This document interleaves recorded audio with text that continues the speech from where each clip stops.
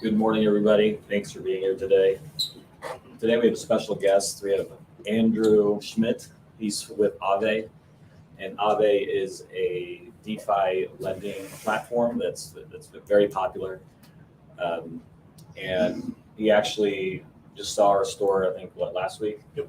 And just thought it was pretty cool because we're the first brick and mortar retail store in the USA with plans to open up more locations. But we just want to give you guys, the opportunity to learn about the AAVE, what they're doing, and also if you have more questions. I know we have some new folks here that are know nothing about crypto. Okay, so I don't know if he can explain all the way to the basics, but I told him that you guys were new to the space. So, but yeah, I mean, if you have more questions, please just ask us after this presentation or ask Andrew. And so, Andrew, go ahead and introduce yourself. We have some folks on YouTube and also on Facebook Live probably that are interested in what you're doing. I know I have friends that are using AAVE that are watching. But yeah, if you want to introduce yourself and how you got into space, and then I'm sure we'll have questions for you. Yeah, for sure. So I actually have a slide in here, so I'll do my intro in a moment. But so basically what the presentation is going to be about is just about decentralized applications. So these are sort of pitched as like the killer feature of blockchains. Like what blockchains are actually trying to do is disrupt like all of these different industries. And this is sort of done through these applications. And I'm going to walk through from the very, very basics exactly what these applications are, how they work, and why they're useful. And as an example, I'm going to use kind of how the AAVE application works as an example for like what these values can represent. So the basic outline, it's pretty simple. So what is a dApp? It's not just your average website. It may just look like you're accessing like an Amazon, an eBay, but there's a lot going on behind the scenes that you really need to understand in order to really grasp like what these applications are useful for. And that's kind of the second point is, what can they be used for? And then I'll go through the spectrum of all of the different kinds of apps that are out there, what you need to be aware of when you're trying to sort of get involved with this stuff. So what are my credentials? So who am I? So my name is Andrew. I'm 24. I graduated from Michigan State in 2020 with a degree in computer science. Pretty much the whole time I was at Michigan State, I was super involved with the crypto space, involved with like Spartan blockchain, and also just researching and building things on my own time. I live right down the road, so literally 3 minutes from this store. So I am so happy that this store exists and that I'm able to come here and talk to you guys. Not something I thought I'd be able to do in person. And so I am a full stack developer in AAVE. So what full stack means is basically I'm just involved with every part of the code process. So I build the front end applications, I write smart contracts, I work on back end logic, basically anything that involves code I work on. So AAVE, you may have seen our logo before. We have a cute little ghost. And if you want to catch up with me on any social platform, I am at DeFi Spartan anywhere. If you want to connect with me one-on-one, definitely Telegram is the one where I'm most active on. Into the presentation. So if you've ever used AAVE.com before, this is what our landing page looks like. I basically built most of this. So currently, I mean, as you can see from like the very basic header we give here, it's basically an application where you're able to supply your assets and then earn interest on them. And you're also able to borrow assets. And sort of the killer feature really is that you're able to build things on top of this. And I'm going to go into exactly why that is, like what about the architecture of the app makes it so that you're able to build on top of it. And currently AAVE is one of the largest decentralized applications in the world. Currently, I think we're top 3. We have $22 billion of liquidity locked across a whole bunch of different networks. So we're on Ethereum, Polygon, Avalanche, Arbitrum, Optimism, Phantom, Harmony, and probably many more coming very soon. And nowadays, a lot of what I work on is actually building the actual application. So this is basically what it would look like if you logged in. You get to see all of the different assets, and then what you would earn if you were supplying them, what you would pay if you're borrowing them. And this is basically the long and short of what the protocol does. And I'll go into exactly exactly how it works in a bit. So what is a DApp? It stands for a decentralized application. And all this means is that it's an application who is run on a network of nodes instead of a single node. And this network is called a blockchain. And so you have sort of your typical average website. Like if you were to go to Amazon.com or eBay, this is a simplification, but this is basically how it works. You as a user are connecting to this server, and the server is connected to a database. And all of this entire web server box is controlled by one single entity. It's controlled by a company that can basically limit your access to this application. They control your data. They control exactly what you're able to do, what you're not able to do, and anything that you put as a user into this system. So your data, your money, anything is at the control of the entity that owns this entire web server framework.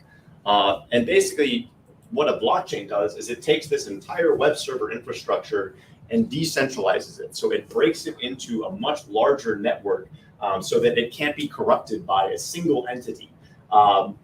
So you don't need to be too bogged down with what exactly this box is doing, because I'm going to break it down step by step.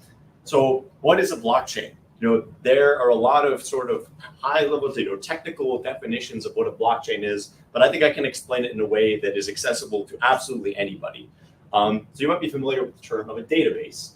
It's basically just a place to store data. And you can do things like ask it questions. So say you have a car and you want to know what color is this car. A database might return to you an answer of red. And this answer is just determined by what is stored inside of this database. And all the blockchain is it's essentially a bunch of copies of this database. So each of these individual copies you can think of as a node. Nodes are like what they sell in this store. It's also what you can have in like a staking network that you can run on your own personal computer. It's basically just a replica of this database. And the special property about blockchains is that anytime you ask them a question, every single node in the network is guaranteed to always give you the exact same answer. And where the concept of blocks comes in is that we have this answer right here. Currently, the color of the car is red, and we're going to call this block number 123. Then we're going to have, and the owner of this car is going to go into this system. Obviously, this isn't a real example, but say they sign a transaction, and inside of this database, they're going to update the color to blue. Now, at block number 124, every single node in the network now says that the answer to this question is blue. And you're always guaranteed to get the same answer out of every single one of these database copies in the network. And this gives us some really, really powerful properties. So what you can do is theoretically, in your mind, replace what color is this car with how many tokens does Bob's wallet have? And replace the owner signs a transaction to update the color to I send a transaction to send 5 tokens to somebody. And when you make these very small changes, what you've just created is a payment network. It's a way for people to send money to one another and have a system where no one person controls what your balance is, what you're able to do. It's completely controlled by this network. And you've just created a network that is essentially what the Bitcoin blockchain does. Bitcoin, fairly limited in its use cases. It's basically just this, where it stores each individual address, how many tokens you have, and at each individual block based off of the transaction. So what one person is sending to another, the state of the blockchain is updated with everybody's new balances. And so what Ethereum did is it came along and it said, well, hey, instead of just storing the balances of everybody's wallets, what if you could expand this and do a whole lot more? And how much more is storing any arbitrary piece of code. This may be kind of difficult to wrap your head around, but these pieces of code are called smart contracts. And so what exactly is a smart contract? Don't be freaked out. It is code, but it is extremely simple, and I'm going to break it down. So what this function here is doing is it's basically the equivalent of what we were saying, the transaction to update the car to blue or sending a payment to somebody else. What you're doing is you're calling a function called set. You're passing in a variable, and it's updating this stored piece of data right here with the variable you set in. And this get function is the equivalent of asking a question of the system. It's saying, what color is this car? What is this piece of data holding? And it returns this piece of data. And the power of Ethereum is that you can expand this to store any piece of logic that you can write as a piece of code. And so it becomes basically infinitely more powerful than what you could possibly do with a simple ledger that is only storing like what your balance is. And so basically how this works conceptually is that you have this thing called the EVM. It's called the Ethereum Virtual Machine. And basically this is a global computer. So if you look back at the, I didn't have it, this is the next slide. But if you think back to the diagram of all of those different databases in our blockchain, you could think of those as basically individual computers. Each of them stores all of the different values at any given time. And so the state of the computer, basically the values of each individual one of these pieces of stored data here, every single node in the network agrees on these pieces of data at any given block. And this is essentially how Ethereum works. And so what is a dApp? A dApp is basically just taking this idea of storing data and fetching data in this network fashion and basically building applications on top of it. So what might an application look like? You know, we just looked at a simple example of getting and setting data. What might something a bit more powerful look like? Oh no, my animations were off. But so say we have two people in this scenario. We have Bob and Alice, and we have this contract that's called pool. And what Bob is going to do is he's going to supply $50 of his hard-earned money into this contract. Then Alice is going to supply $100 into the contract. And then we have a third person who comes along and he says, I want to borrow $100 from this pool, and I'm going to agree to pay 6% interest. So now, after exactly 1 year, Bob is paid $6 back to the pool. And the logic, so the thing that is actually enforced by the network, is that this pool contract is guaranteed to evenly distribute this interest to the people based off of the amount that they've supplied. So after 1 year, Bob will receive $2 of the dollars, and Alice will receive $4 of the dollars. And this basic concept of what I've just explained is very simplified, but basically how the AAVE protocol works is it's a way that essentially automates the process of earning interest and allocating the interest that's paid by borrowers in a decentralized fashion. So what are the benefits of this? Like compared to your typical system of say like loaning funds, this is a completely different paradigm. And the reason is because it's provably fair. Everyone in the network, Alice, Bob, and Jerry, they're all participating with the exact same rules. No one has any advanced permissions compared to anybody else. And all of the rules that they're playing by are publicly verifiable. Anyone can go and read this contract and see, if I supply funds, I know for a fact that I'm going to get back my fair share of the interest. And the other killer feature is that it's completely permissionless. So on a blockchain, every single address is treated equally.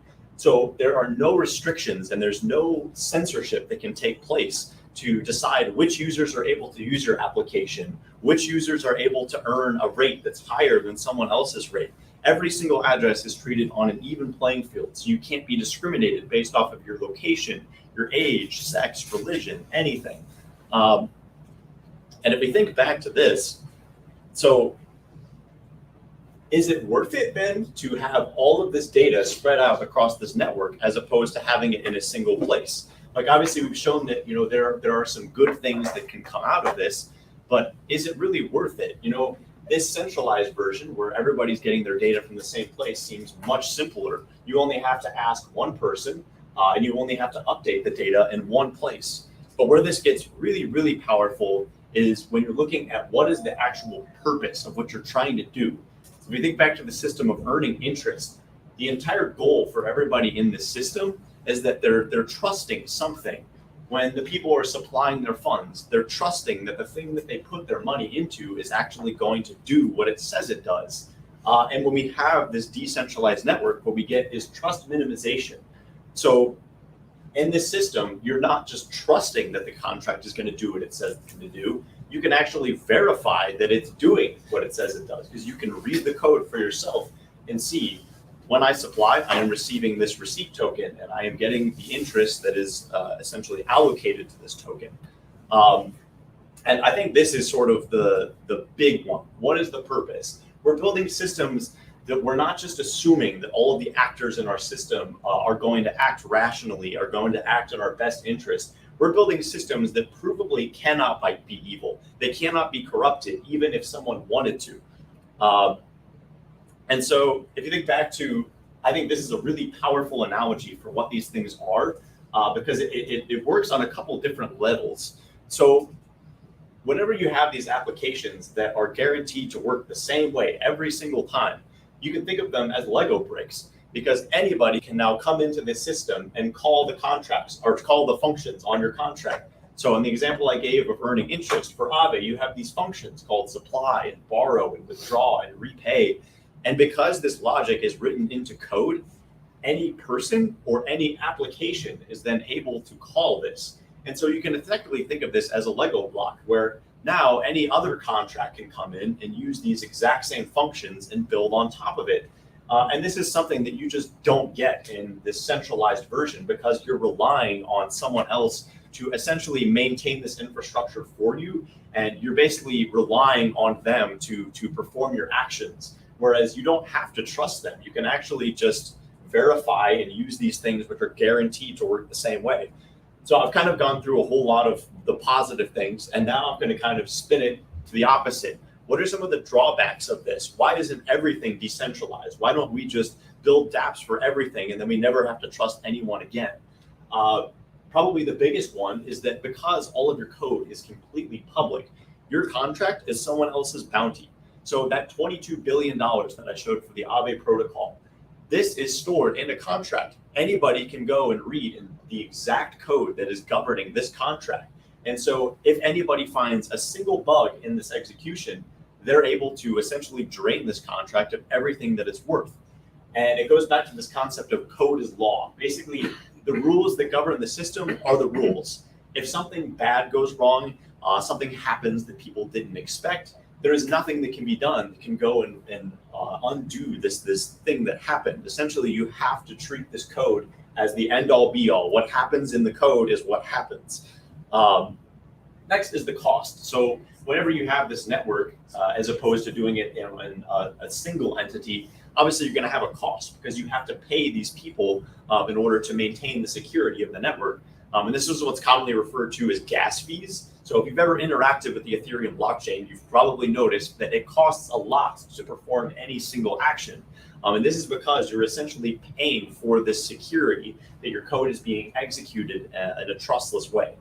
And the last is UX, which stands for user experience. Also, if you've ever used blockchain, you probably know that it's a little bit difficult to use. There's a high learning curve to getting onboarded to this. And it mainly comes down to, in a centralized system, it's very easy to do things. There is one answer, there's one database. All you have to do is query that database, and what you get back is what you get back. Whereas with a blockchain, you have to manage the state, and you have to manage these transactions and these wallets. So there's a lot more kind of overhead to building these applications. But the good news is that every single one of these things is something that's being addressed, or that can be addressed. So actually, I'll cover that in a little bit. But basically, now what I'll talk about is basically the spectrum. So there's a lot of applications out there that will pitch themselves as decentralized applications. But really, decentralization is not a yes or no question. It is a very wide spectrum. And just because you have a website that is interacting with the blockchain, it does not mean that it's decentralized. And in fact, you should treat it as not decentralized until proven otherwise. And this is because an application is only as decentralized as its weakest link. So inside of, say, this pool contract that we looked like, if there is a way for this contract to be upgraded, somebody to change the rules of the system, if there are parameters that can be changed. So one day I am paying 6%, the next day someone could come in and change this rate to 10%. Then you're essentially giving up your control of this system. Are there admin rights built into this contract? Is one person at a privileged state compared to anybody else and can come in and essentially take the funds of this contract or censor somebody? If any of these things are true, then you don't have a decentralized system. You're right back to this old system where essentially you have a single database controlled by one person, except now you've just added more steps to it.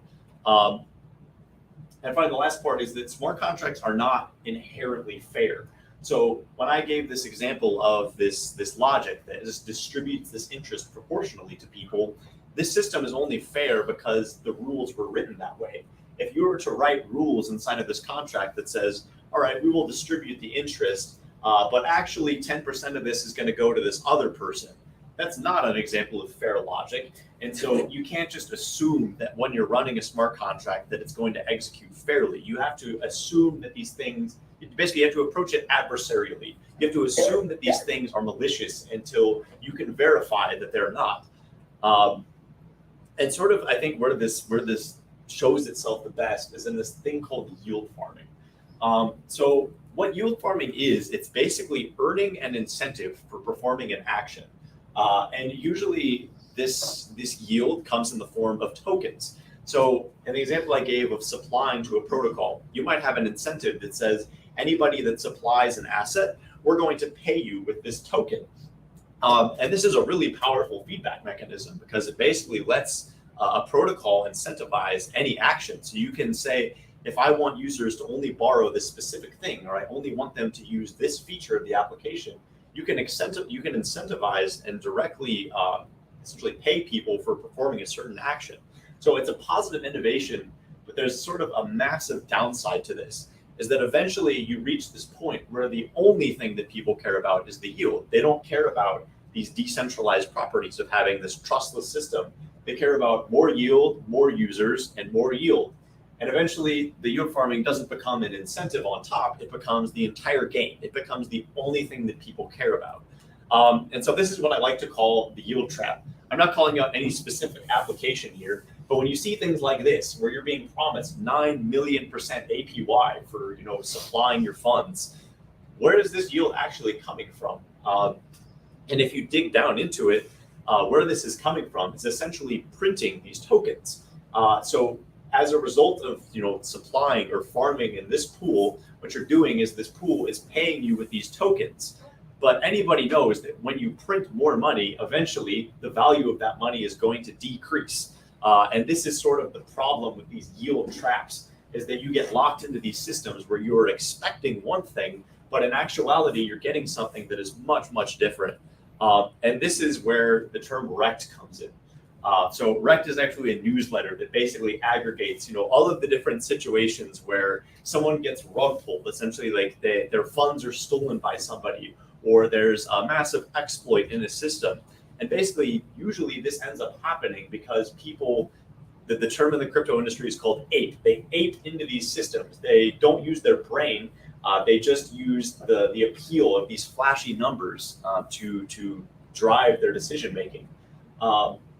And so what it comes down to, what I like to say, is that safety is everything. So when you're interacting with these systems, what you have to make sure that you're interacting with systems that are fair. And the good news is that because everything is public, you can actually verify that these systems are fair. So there's kind of three big ones. So audits, you can pay people to come in and go through your code line by line, verify that everything is executing as it should. The age of a contract, because contracts can't be changed, basically the longer that a contract exists, the more that you can be safe that what you're interacting with is actually a safe contract. One example is a contract called Uniswap. It's basically the most popular DeFi application for like swapping assets. And this contract has been around for so long and used by so many places that it's basically considered uncorruptible. Like every possible exploit in the book has been tried on this contract.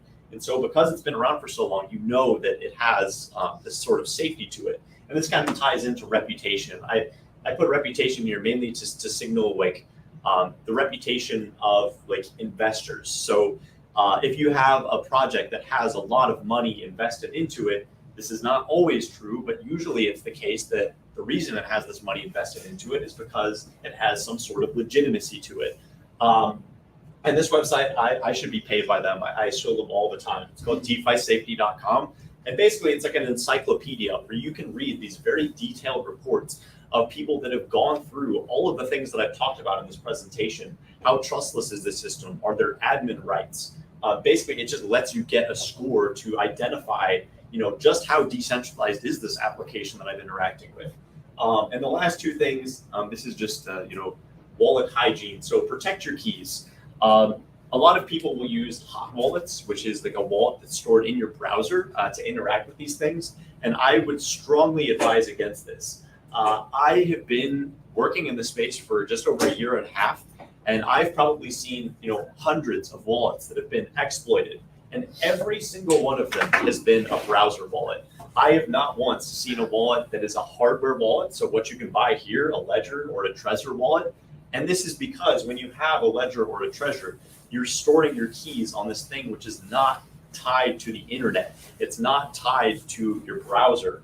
So I would strongly advise, if you have any amount of cryptocurrency worth saving, save it on a hardware wallet. And the last thing is verify every transaction. So when you're interacting with these blockchains, you can actually see the exact address of the contract you're interacting with. And I would strongly advise you that every single time you make a transaction on a blockchain, to just double check that what you're interacting with is what you think you're interacting with. Because if you think you're supplying funds to one thing and you're actually supplying to another, you're completely losing all of this trust that we've just established. And so some closing thoughts. I wanted to close with like an interesting quote, which is that I thought, most people coming into this space, they think that 99% of the applications in this space are complete scams. And having worked as an insider in this space, I know for a fact that 99% of these applications are complete scams. But I also know that the 1% that are not are going to change the world. And it's because we're completely removing this aspect of control from governments and from corporations. And we're building these systems that can truly not be corrupted. And I think that's something that we can all get behind. And that's why sort of the catchphrase for this space is WAGME, we are going to make it. So I encourage you all to keep this sense of optimism, because even though there's a lot of things in the space that may seem negative, they may feel like they're still working out. Overall, what we're building is something that is good for the world, and it's something that I want to move forward. So thank you all for listening. Yeah, great presentation. Your question, Megan?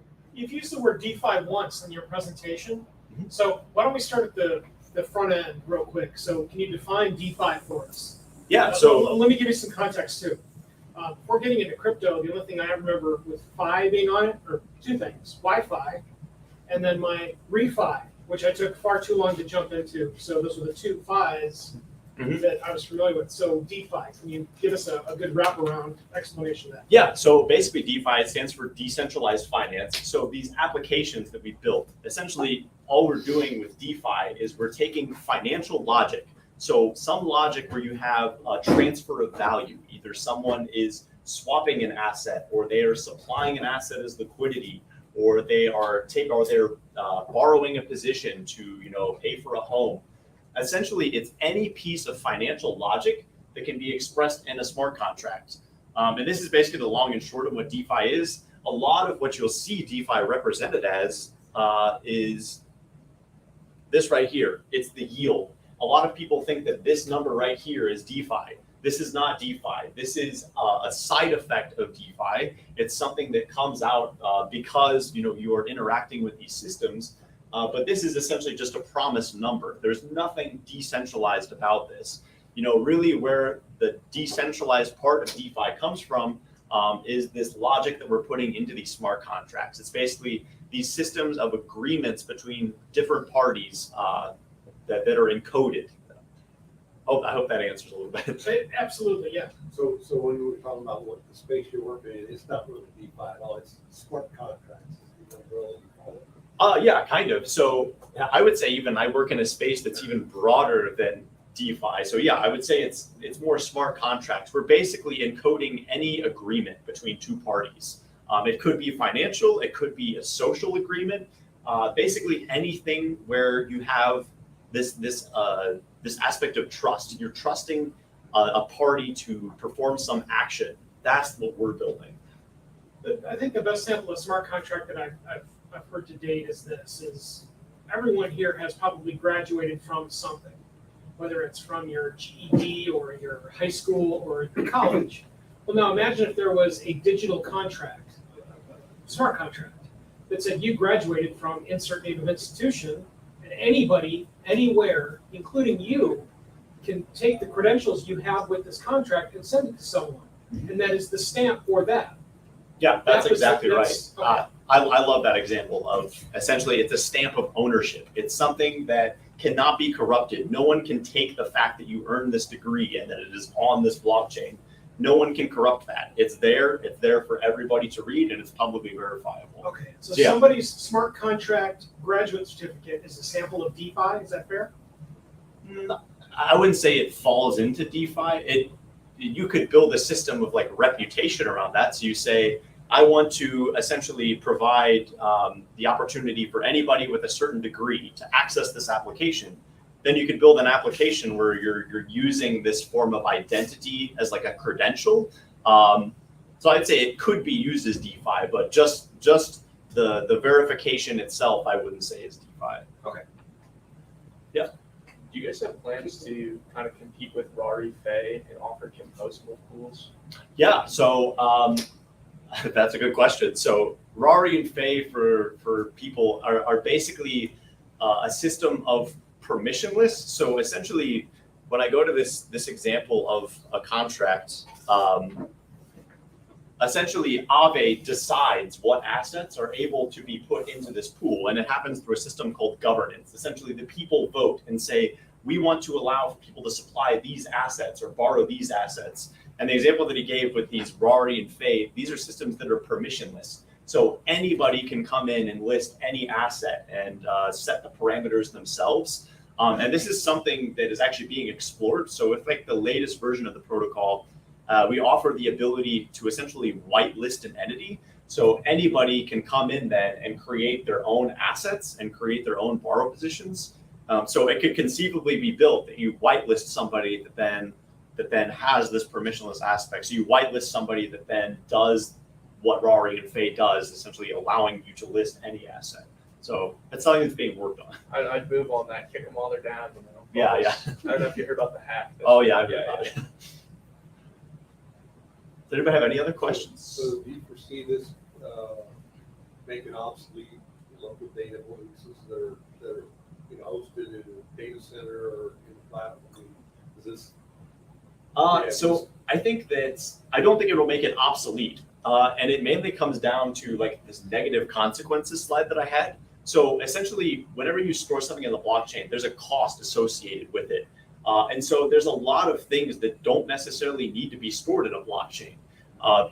Say you wanted to take, I think of an example, like not a graduation certificate, but just like a certificate of like a completion of like a course that like doesn't actually impact anything.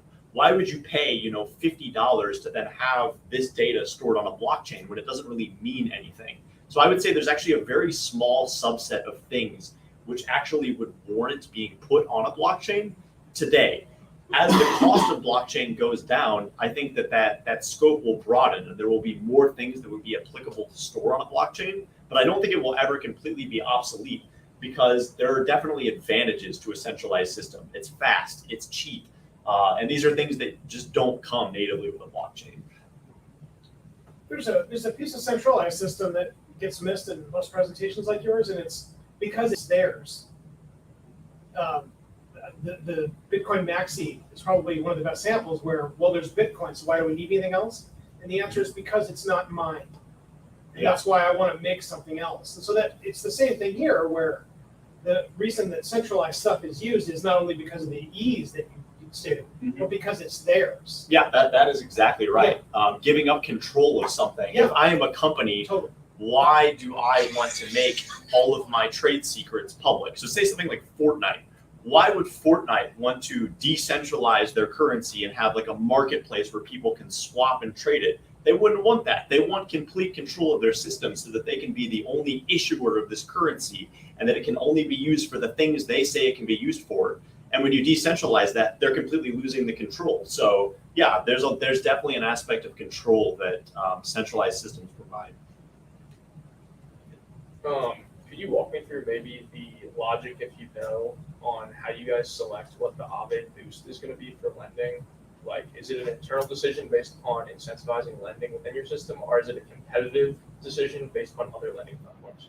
Yeah, so there's actually a system in place that's like we have an entire team that is dedicated just to risk assessment. And basically what this team does is they look across the entire market and they're assessing the risk of, how centralized is the asset? What is the risk of this asset defaulting? And basically using these risk assessment, they put up these proposals that say, we're going to propose that this asset can be supplied at an 80% ratio with this percentage of interest. So basically it's a constantly evolving system where we have these people that are evaluating the risk, they're looking at the pros and cons of, increasing the parameters, decreasing the parameters, and then they submit these proposals to what's called the governance system. And so the AAVE governance is basically what controls this pool contract. It controls the parameters of what assets you're able to supply, how you're able to earn interest on them. So basically it's a process that's determined by the community, and it's constantly evolving. Question. Yep. This is more like a request, not a question here, but I know you went over the security side of it, right? Mhm. So I know, well, we just met here, but I know your background is a great background, so I thought you would be the perfect person to explain this to all of us. Cold wallet, right? You Mhm. recommend cold wallet, right? Could you recommend, just a few ideas why actually, I know you went over general, need for it, Mhm. but maybe you could just touch base with it and how and why and how the private key stored and all that stuff, right? Since you're got a technical background. Yeah. Actually, by the way, we sell a few of those here, but Yeah. I think a lot of us here need to know about it. That's all. Yeah, exactly. So I can give an example. So what I have right here is this wallet. So this is called MetaMask. It's what 90% of the Ethereum community is using. And essentially what this is it's an address. So this address right here represents basically my assets that I own, the wallet that I control. And how the key is stored here is that what MetaMask does is they take the private key, which controls this wallet. So every single wallet has an associating string of say 32 hex characters that control this wallet. And if you control this string, you control this wallet. And what MetaMask does is it stores this key inside of your browser. And the only thing that is protecting this key from someone coming in and basically sniffing the key out from you is that you have a password for your wallet. So whenever you lock this wallet, oh gosh, I don't even know how to lock the wallet. Do you know why it does that little thing right I there? have no idea. It's been doing that for me constantly. Yeah, you get that. But basically, whenever you lock your wallet and then you try to unlock it, it's going to ask you for this password. And the password is just something that you set. And what it's doing is that it's basically just taking your private key and it's hashing it with this password that you set. And so anybody that has this password to your wallet, say they create a fake website that makes you input this password, or say they know your password because of other apps you've interacted with. All they need is this one password, and then they have access to your private key, which can then be used to access your entire wallets and drain everything. And basically what makes cold wallets different is that it's not controlled by this password, it's controlled by a physical device. And the only way that you can submit a transaction is by approving it on this physical device, which is just orders of magnitude safer than having it controlled by a password in a browser. They still need access to your device though, correct? They can't just, password will not just do it. They need either the device or your seed phrase. No. So actually, say you create a malicious application. And what it's going to do is it's just going to do a console log of all of the different data that MetaMask provides you. So you connect your wallet to this website. It has access to X amount of data about this. All they need is this one piece of data and then your password. And then they can decrypt your private key and access your wallet. So essentially, they don't even need you to perform an action that is malicious. All they need is for you to give up your password, and then they have access to your private But you key. do have to connect to an application, correct? Not even necessarily. I didn't Say, know. No, that's why you need a code. Maybe you should tell us about cold wallet. That's what I'm coming after. How this is hot wallet, right? Mhm. Versus cold wallet, like MetaMask or something. Maybe you can give an example of it, how it works and how the private key stored. That's something you explain to all of us. Then it'll make sense to us. That's Yeah. what I'm- so I mean, basically a how simple term, okay? You can link Yeah. it to, okay? So basically how the private key works is in order to submit a transaction from this wallet, I have to sign the transaction. And what the signing of the transaction does is it says, I'm going to take the private key that is associated with this wallet, and I'm going to essentially decode the data that performs some actions. Like for this borrow action, I'm going to sign this transaction, and anybody that is reading the signed data knows for a fact that I am the owner of this wallet. And this can only be done with the private key for this wallet. And as I mentioned earlier, the private key for this wallet in a browser wallet is just directly stored in this extension and hashed by your password. So if you have access to this password, you can decrypt the private key and submit transactions on a user's behalf. Whereas with a cold wallet, this private key is actually stored on the device itself. So the private key is never actually exposed to the application. So if I were to have a hardware wallet like a ledger, and I were to sign this borrow transaction, my private key is never actually exposed to the front end application. It's only ever stored on my physical device. Right. So for example, I'm going to elaborate a little bit here. Okay. So for example, if you have say 5,000 bitcoins on a Coinbase, right? You can protect yourself, right?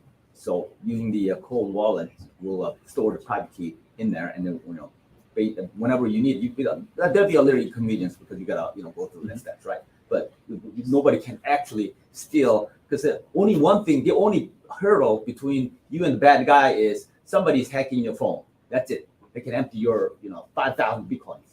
Mm-hmm. So that's what I'm saying. So maybe you can elaborate. I was maybe hoping. Sorry, but I was hoping we can elaborate a little more technical side of it, so all of us can have a better understanding. So that's why. Yeah, I mean, I don't know how much more technical I can get without describing like ECDSA, like encryption algorithms. Right. Yeah. Like, Yeah. Probably want to go that deep. Far, but Yeah. Now, is the cold wallet the one that's actually signing?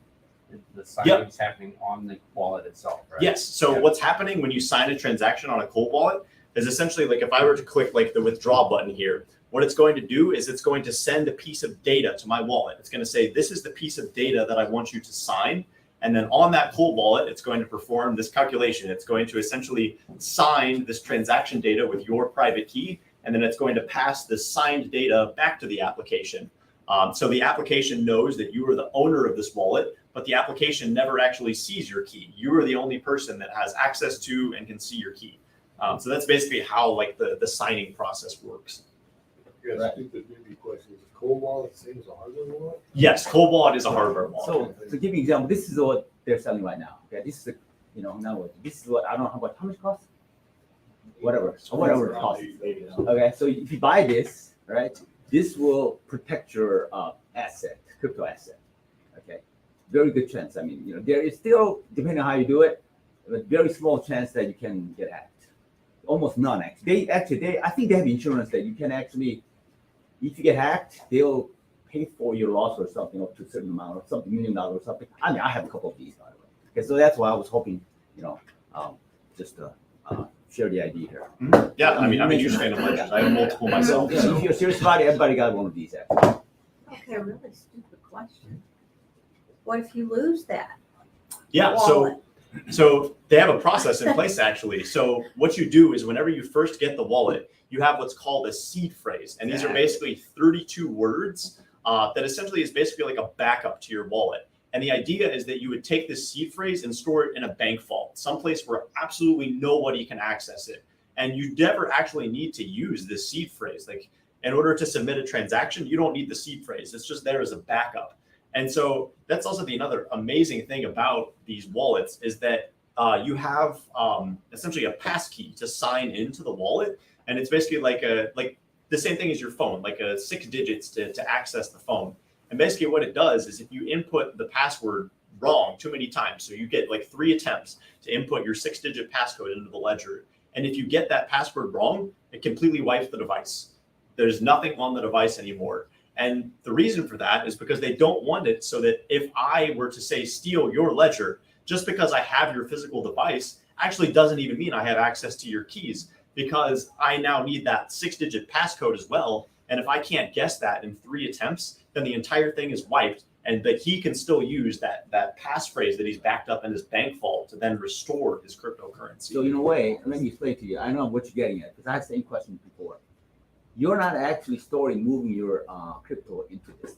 You're actually storing your private key. Okay, mm-hmm. So that private key you can retrieve it as long as you have 32 words, and 32 words are not that hard. Actually, I know somebody who memorized the 32 words. Yeah. It's like a mother, father, a lunch, dinner. Okay, in right sequence. Seriously, that if you're secure enough, I know somebody memorizing intentionally, right? So I mean, if you have a lot of money, don't you wanna take that option? I mean, or you can write it down or print it and then put in a secure place that nobody can get to unless except yourself.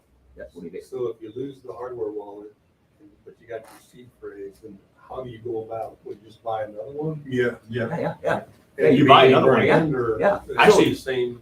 You wouldn't even have to do that. So actually, when you have this 32-digit passphrase, all you would have to do is import account, and you could actually import the account directly into just this MetaMask wallet, or you could back it up onto a new hardware wallet.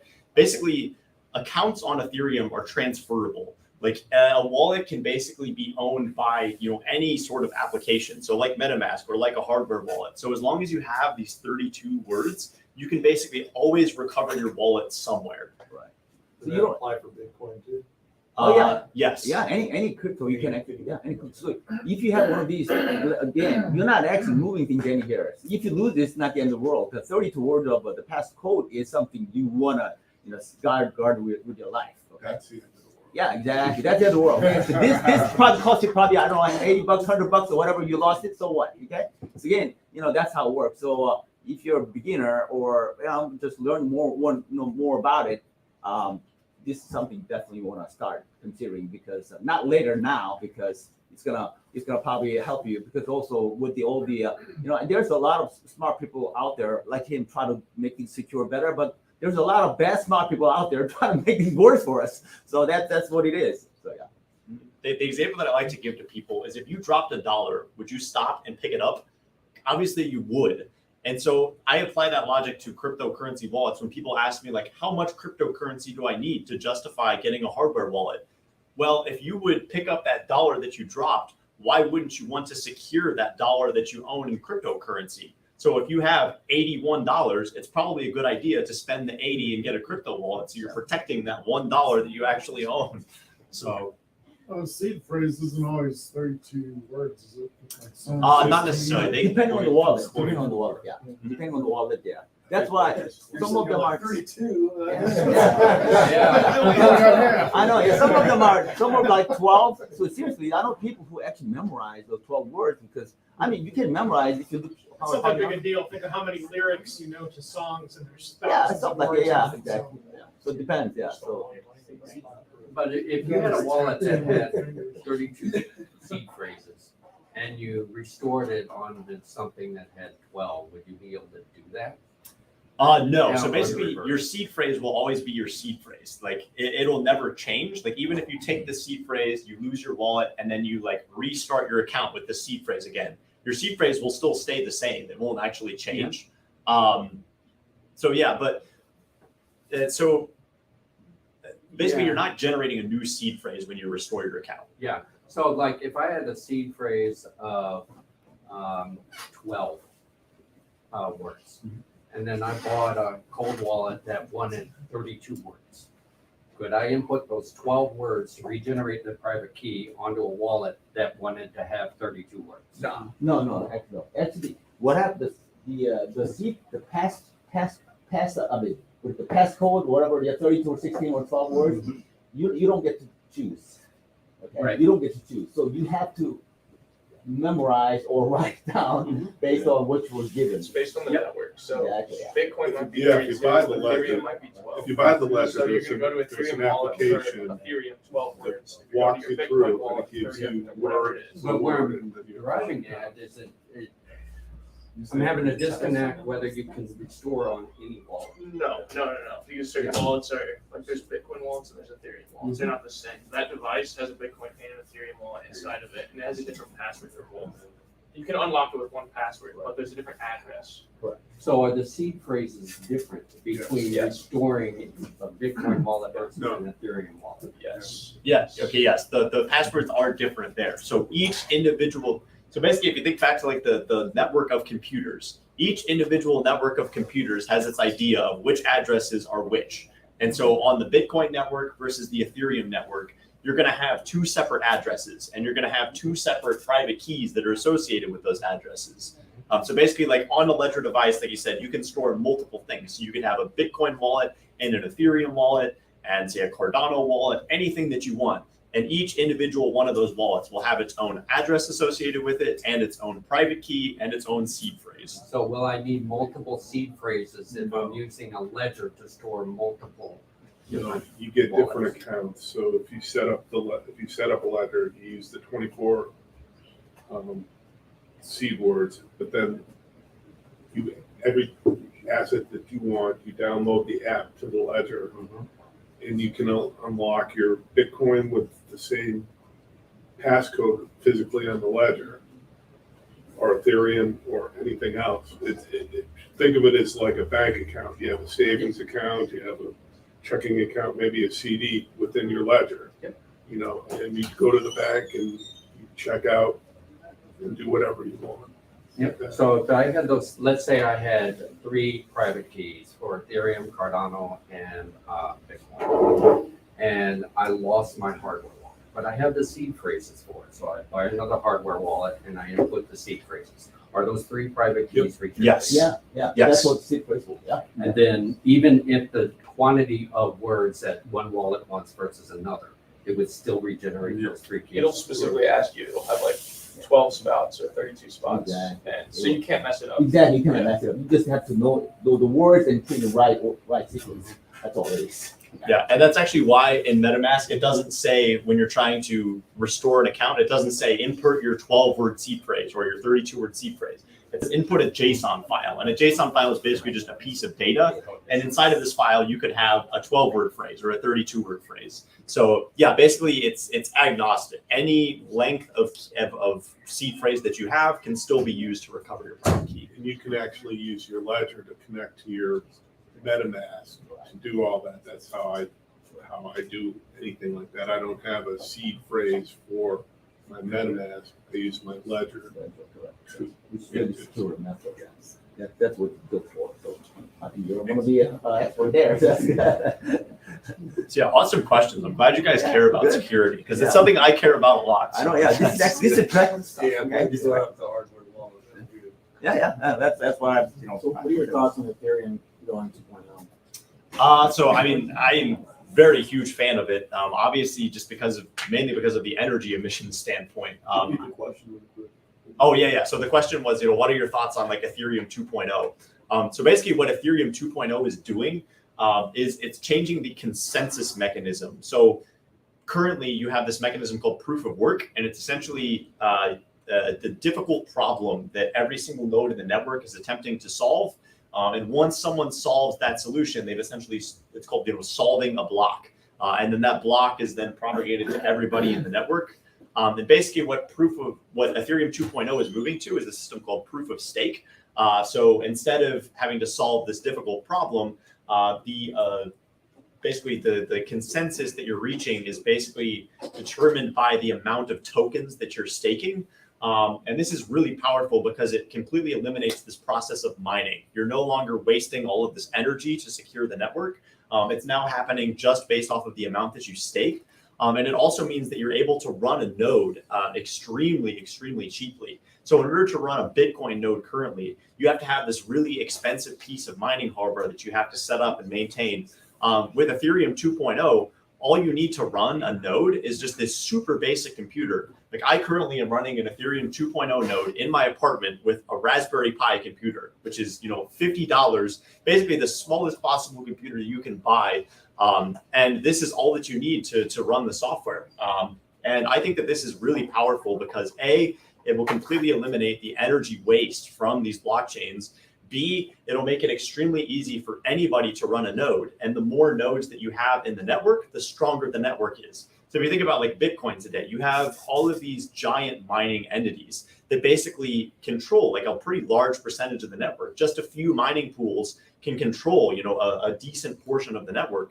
But with staking, now that anybody can run a node, you might have a network that instead of having, thousands of nodes, you might have tens of thousands or hundreds of thousands of nodes, which makes the network exponentially more resistant to this sort of censorship and collusion.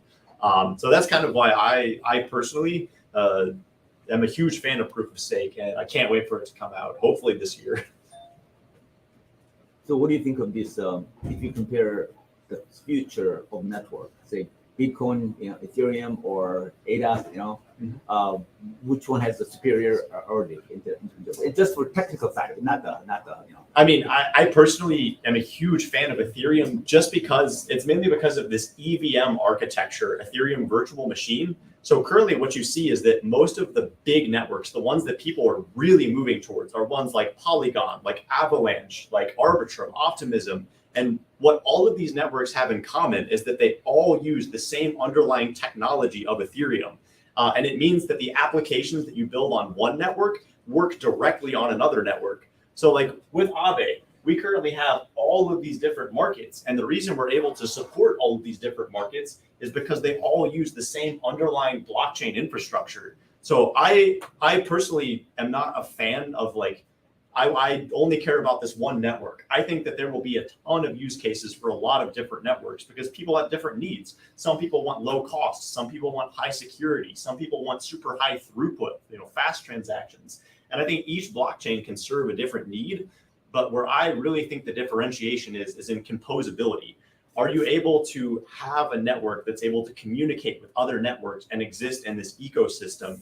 And currently that ecosystem is Ethereum and the Ethereum virtual machine. And it is actually so dominant that when you have these other chains like Cardano, like Solana, that use these completely different mechanisms, what you're seeing is that actually the things which are gaining the most attraction on these networks are essentially where they're porting this functionality of Ethereum. So you have this network called Avalanche, and it basically has all of these different sub networks. But the one sub network which is gathered like 90% of the usage is the network which is directly compatible with Ethereum. So eventually what you're going to see is even though you might have all of these different blockchain networks, essentially it's going to become a prerequisite that you have to work with Ethereum and you have to support Ethereum applications. So that's where I like to see is networks that are supporting Ethereum applications either natively or through like, special technology like Solana is doing. Wouldn't that be terrible for crypto in general? Like if you were required to use the Ethereum network? No, doesn't that take away the whole decentralized aspect of cryptocurrency? Like Bitcoin was developed to be decentralized, but if everything leads towards Ethereum, isn't that a centralization point? So it would be, but there's actually a difference between using Ethereum and using the Ethereum virtual machine. So when you look at a network like Avalanche, it's not actually using the Ethereum blockchain. It's using the underlying Ethereum technology. So this virtual machine that we talked about, this shared computer system, it's basically using a different version of this shared computer system that is directly equivalent to Ethereum. So you're not actually using the Ethereum network. You're using a network that basically is the same as Ethereum. Like the technology. Is it like another code of it? Yeah, basically. It's basically just another instance of the Ethereum code that's used to run your applications. Kind of like your Apple iPhone, Apple versus Google.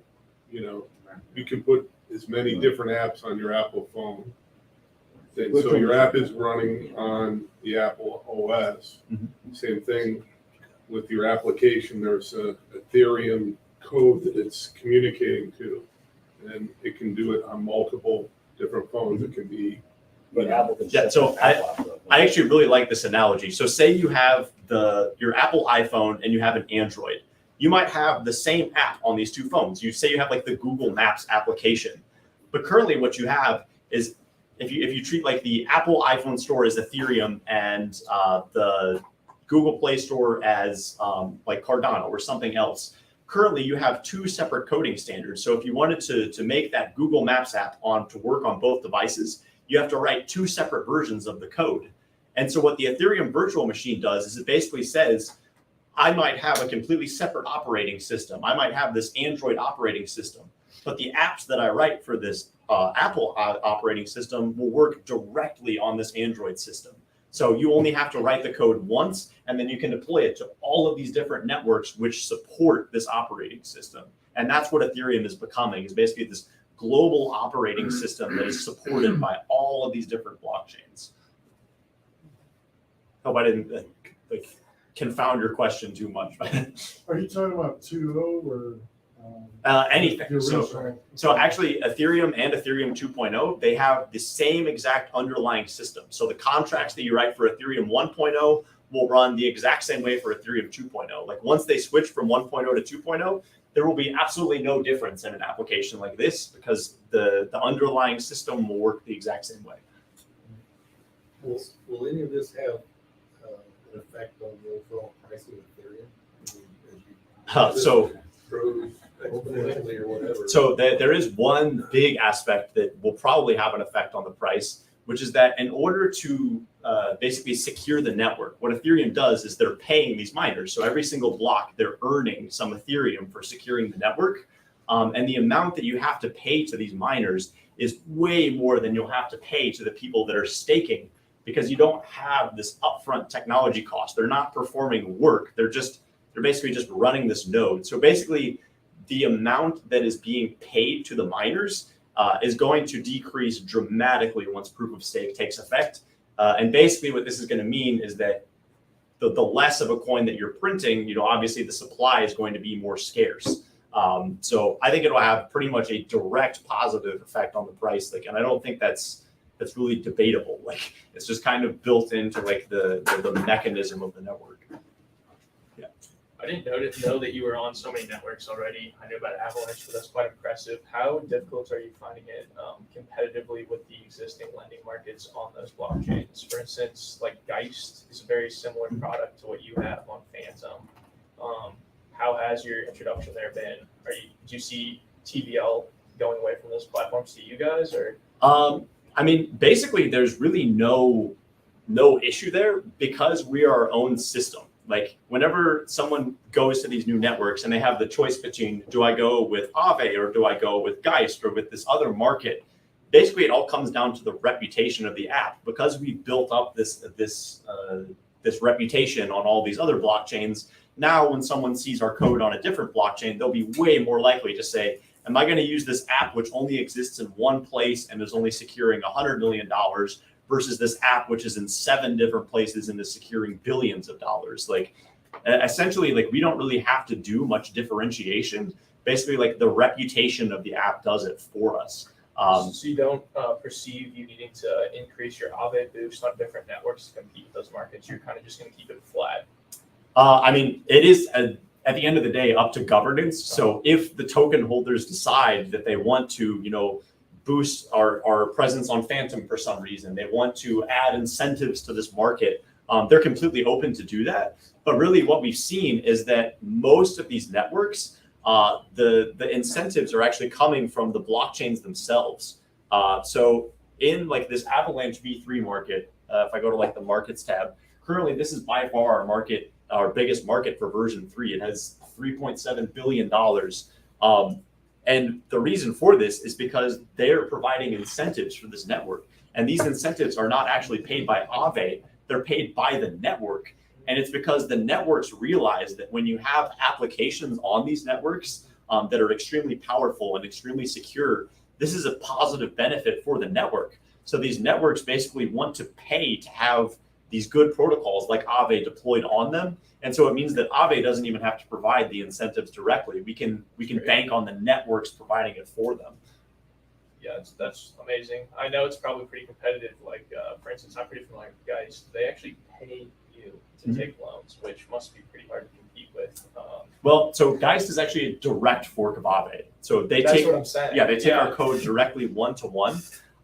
But it's really interesting because, you would think that they have a clearly superior product that they are directly giving revenue back to people.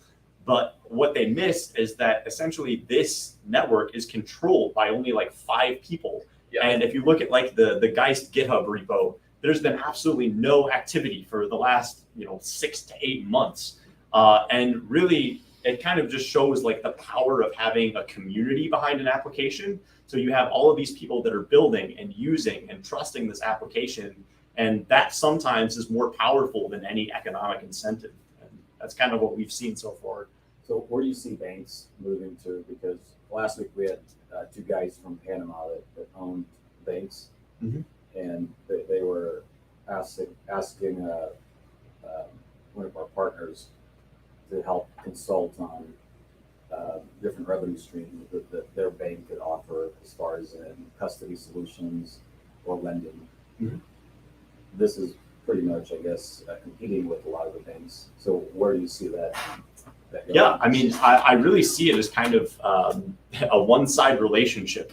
Essentially, like AAVE as a protocol is not going to ever, create like its own version of a bank, because why would you? Like the app works currently on this trustless system. It's completely decentralized. So AAVE is not going to introduce this centralized entity to control it. But what you are going to see is that these centralized banks are going to have to essentially offer competitive rates or offer competitive access to these applications. So over time, I think you're going to see a lot of banks offer these crypto custody accounts, where essentially they're giving you access to these decentralized platforms while kind of maintaining their own infrastructure and their own like competitive advantage and marketing and that kind of stuff. So I see kind of banks just kind of dipping into this space. I think the big hurdle for why you haven't seen that too much nowadays is the regulatory aspect of it. Banks have very strict KYC requirements, and it's something that AAVE is actually working on. We have a market called ARC, the ARC market, and essentially what this is it's a market that has a permissioned layer built on top of it. So you can have a bank that could create a market, and they say, we will only let people supply and borrow in this market if they've completed our KYC process. Can you tell a group what KYC is? So it's called Know Your Customer. It's basically you have to verify that if an address is interacting with your system, I know exactly who this address is. I know that they are not a terrorist. They're not money laundering, because these are the things that banks really need to care about. And so when we have this permission aspect, basically what we're letting people do is maintain all of the benefits of this fair system where everyone is getting their fair share of interest and their fair share of borrowing power, but they still have this regulatory compliance where they know their customers entirely.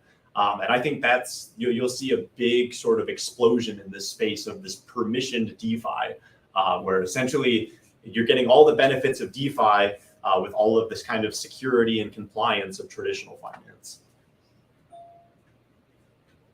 I want to circle back to, is EVM truly decentralized at this point? Like, is there entities or people that can control the EVM part of it?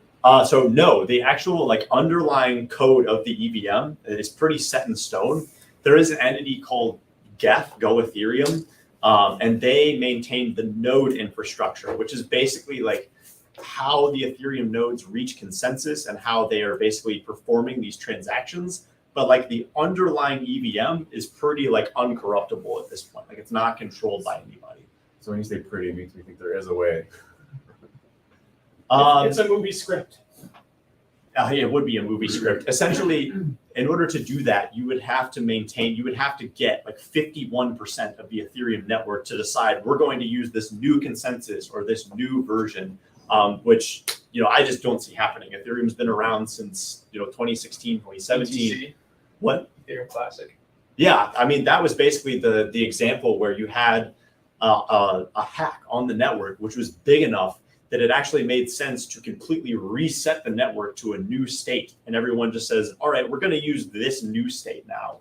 And essentially, that is basically the only way that you could possibly have a change to this underlying consensus is if everybody agreed, yeah, we're going to go and use this new chain now with these new rules, which could theoretically happen, but it would also be on the users, because then the users can decide, I want to use this old chain with the old rules, or I want to use the new chain with the new rules. And are you going to use a system that is now corrupt?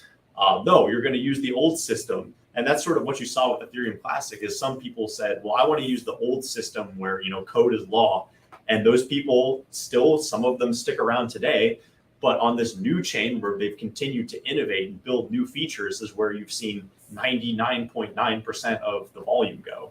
So also another aspect of it is the cost, right? So if you spend $5 million to control the network, right, but you gain $1,000, nobody is motivated to do it. That's the whole point of this whole the distributed ledger blockchain. Yeah. You see the government creating their own digital currency. Oh, absolutely. Pretty much every government in the entire world is looking into this. And where they're looking is directly at Ethereum and DeFi, because they're seeing that these are the places which are actually gathering adoption. These are where people are using their assets. So, I mean, currently you look at this market, there is currently, billions of dollars of stable coins that are deposited. And if I am a government, the one thing that I want for my currency is that I want it to be used. And so the governments are directly looking at DeFi and looking at these compliant things like the AAVE art market and saying, you know, this is a great place to sort of create my digital currency and onboard it because this is where the users already are. So it's definitely something they're looking at. Got one question from chat online here. He says, if I may ask a question, why do you see pools from one app on another? For example, a Curve pool on AAVE or an AAVE pool on Curve? Yeah, so it has to go back to that the Lego slide that I showed. So essentially, because the AAVE contracts are immutable, that you have these same functions, this supply, borrow, withdraw. Essentially, this can be used by any person, but it can also be used by any application. And there's no like restrictions on intellectual property. So anybody can build on top of this money Lego. And that's what you see with, you have Curve that integrates this AAVE Lego, and you have AAVE that integrates this Curve Lego. And they're kind of just using these Lego building blocks to build these applications, which are bigger than any one system. Do you see AAVE and Avalanche returning back to its all-time high this year? See, I have absolutely no take on price. And it's because essentially it doesn't matter what I do as a developer. Essentially, the price is all based off of speculation. It's based off of sentiment. It's based off of, you know, the market conditions. So it's not something that I can control. And so it's not something that I really think about or try to predict. So how do you see Avalanche compared to Terra Luna? I mean, basically they offer very similar things. They have, you know, differences between them. You know, Terra has their own issued stable coin, which, you know, could provide some benefits compared to Avalanche. I don't know, there's pros and cons to both of them. Yeah. Any internal discussions to moving towards a vote escrow model like Curve to distribute your boosts? Yeah, so there's actually a lot of talks on the governance forum about changing how the governance system works.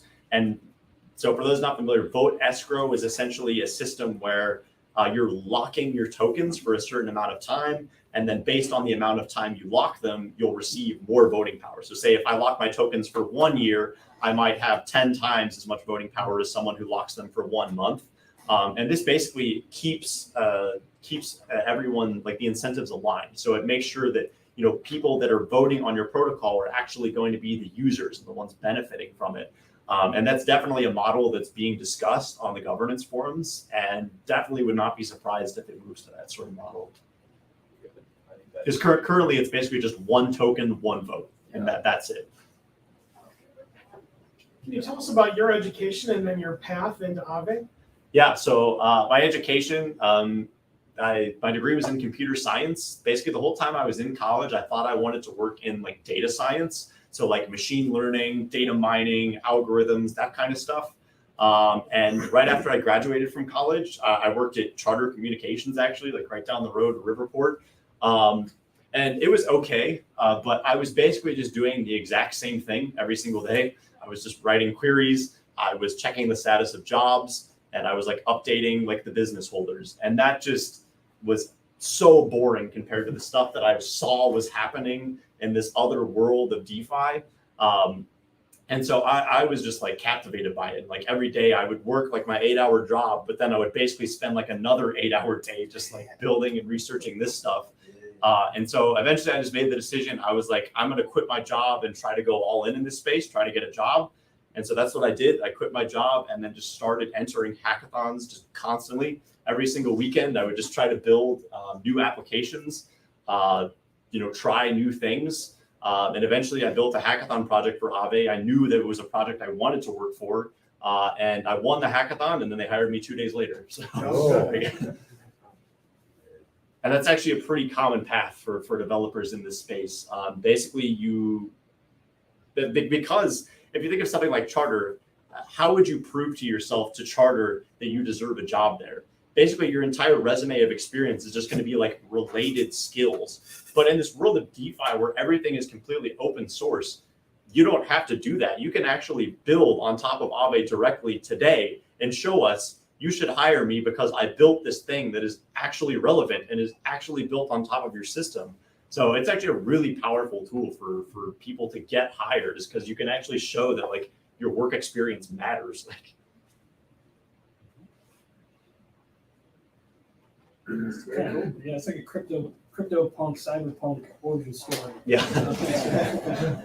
It's more common than you would think. Like a lot of the developers took that route, and also nowadays. So I've gotten the chance to go to quite a few conferences this year, and actually, what I've noticed is there is a very large segment of developers that their entire job is basically going from conference to conference and just working on these hackathon projects. Because every single one of these protocols, like AAVE, we have a grants program where we're sponsoring people to build applications, and basically they can make a living just performing these bounties and building these applications at hackathons. And they travel the world doing this. So quite exciting. Okay. Any last questions? One more. Sure. How does does AAVE have venture backing, venture capital backing? So the project has been around since 2017, and initially it was one of those ICO projects that I think did have venture backing. But since we've issued like the AAVE token, we've tried to completely decentralize the project. So it's not technically owned, like no VC has like a controlling stake of the AAVE token. But any VC firm is welcome to buy the AAVE token. So what is the hierarchy then, like as far as the corporation or the entity that pays your paycheck, and like how are they funded? I mean, is it printing more tokens or? Yeah, so basically once the protocol moved to this AAVE token, they have a fixed 21 million supply, just like Bitcoin. But what they did is they reserved 3 million of the tokens for what's called the ecosystem reserve. And basically these are the tokens that pay for the incentives, they pay for salaries, they pay for grants, they pay for our bug bounty program. Basically anything that the protocol needs to operate can come from this ecosystem reserve. And basically it's completely transparent on chain. Anybody can verify they have this number of tokens, they're paying this number of tokens. So it's a very transparent system in that regard. So if a VC comes in, they buy from that 3 million, or they just buy from the network? They buy from the network as a whole. So the ecosystem reserve is just controlled by AAVE's wallets. Okay. So AAVE has a contract, and actually you can view the balance in real time. AAVE.com. Scroll down. We have this community treasury. So this balance right here is exactly what the ecosystem reserve holds, plus these collectors. So each individual market, a certain percentage of the interest that is paid goes to what's called a collector contract. And basically this money goes directly back into the ecosystem reserve. So it basically is a self-sustaining model, so that as more users are using the system and as more money comes into the system, the ecosystem reserve is growing. And now like the governance has more control of more assets. And it's also a diversified pool of assets. So this number used to be 100% AAVE, but now that we're earning interest from these different collectors, eventually it's diversifying itself over time. So the other networks work differently. So I remember seeing the headline, Polygon gets $450 million VC funds. Like, on that specific example, you have to know how that worked. Like, are they buying tokens or like? Yeah, so it kind of works completely differently. So when you see like a project raises X amount of VC funds, essentially what they're doing is they're buying equity in the underlying company. But essentially because AAVE is not a company, it's a protocol. Essentially what they're doing is they're buying tokens. So just like if you wanted to go buy AAVE tokens, you can go to Coinbase today or any other exchange and purchase AAVE tokens. And that's the exact same thing, that if a VC wanted to have a stake in the AAVE protocol, that's exactly how they'd have to do it. There's no like insider deals with the protocol. That's all just over the counter. So like Polygon, you said, has an underlying entity, like a corporate structure? Yeah, and they have like essentially, basically they run themselves like a company. So they might have an allocation of tokens, but they're open to selling a percentage of those tokens as equity in the company. Whereas that's just not something that AAVE does, because we're trying to maintain just this complete decentralization. Because you can go to Polygon and say, help me with this, and they'll charge you a fee from a corporate level to like integrate with their system. Yeah, that's similar to that, yeah. Okay. And they're trying to decentralize themselves. They have like their own separate like Polygon Studios entity that's, trying to maintain that complete decentralization. It's a work in progress though, because you need money to operate, but it's really difficult to get that money if you're not raising funds. So it's kind of a dilemma. Yeah. Cool. All right. Being around. Thank you, Andrew.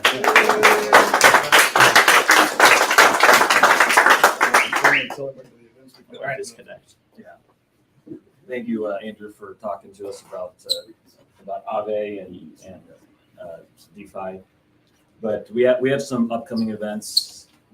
Let me see, not this Thursday, but the following Thursday we have a Bitcoin over beer, and that's going to be all about mining, right? So it's going to be a mining. So if you guys are interested in learning about that, we have. If you guys know Lauren McHenry, yeah, he's going to be coming up. He's our in-house GPU expert, and we're actually going to be doing a full, from start to finish setup of one of those pre-built GPU rigs that we have out there, all the way from unboxing it to getting it online, registering it, and everything. I took his class. He's very good. If you have any interest, make sure you get there. Lauren's very good.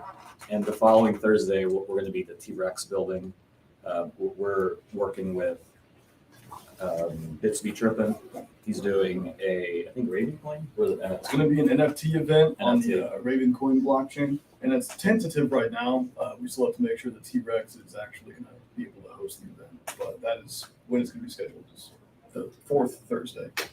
And then we're also going to be doing, Andrew McDowell is going to be doing another Polygon event end of this month. I think it's the last Wednesday of this month. But yeah, I mean, we do this every week. So thank you all for being here today. But if you have any questions whatsoever, you guys can let us know. Just, I guess, if you could help us out by sharing what we're doing here and also liking our social media, Facebook, Twitter, LinkedIn. So, but thank you so much for coming. Thanks for having me. Really appreciate it. If you guys are new, we'd encourage you guys to stick around. We can answer some of your, easy questions. And if you guys liked the conversation that we had about the hardware wallets, next week's Crypto Over Coffee is probably going to be a start to finish live setup of a hardware wallet. So come and check us out next week.